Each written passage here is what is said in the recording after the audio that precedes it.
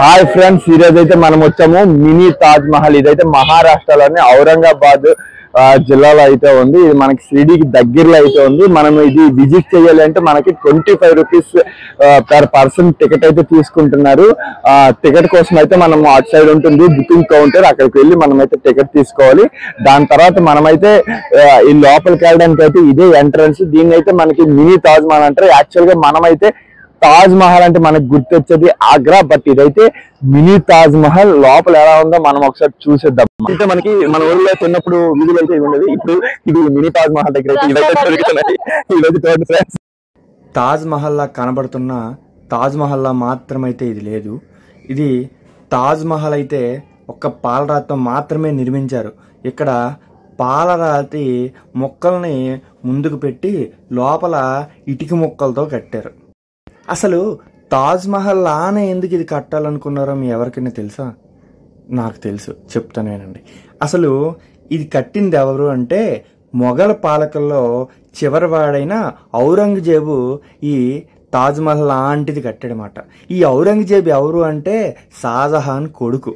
తండ్రి భార్య కోసం తాజ్ మహల్ కడితే ఈ కొడుకు భార్య అయిన రబియా ఉద్ దురానీ స్మృతికి చిహ్నంగా 1679లో బీబికా మక్బారాని నిర్మించారు. ఇది నగరానికి 8 కిలోమీటర్ల దూరంలో ఉంటుంది.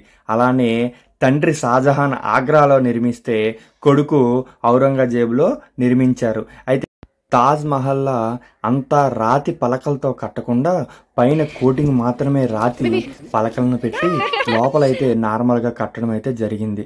ఇది కొద్దిగా శిథిల వ్యవస్థకి వస్తున్నా దాన్ని పునర్నిర్మించడానికి ప్రయత్నిస్తున్నారు. ఇది ఈ mini Taj Mahal back side అయితే వ్యూ చాలా బాగుంటుంది. చుట్టూ కొండలు, చాలా విశాలమైన ప్లేస్ కూడా ఉంటుంది. అక్కడ మధ్యలో వాటర్ ఫాల్స్ లాగా కొద్దిగా కనబడుతుంటాయి, చాలా బాగుంటుంది. అలానే పెద్ద పెద్ద 4 ధ్వజస్తంభాలు లాంటివి కనబడతాయి. అలానే మధ్యలో మనకి అవి యొక్క సమాధి ఉంటుంది. ఆ సమాధికి వెళ్ళే తోవలు కూడా ఉంటాయి. ప్రస్తుతానికైతే అవి క్లోజ్లో ఉన్నాయి.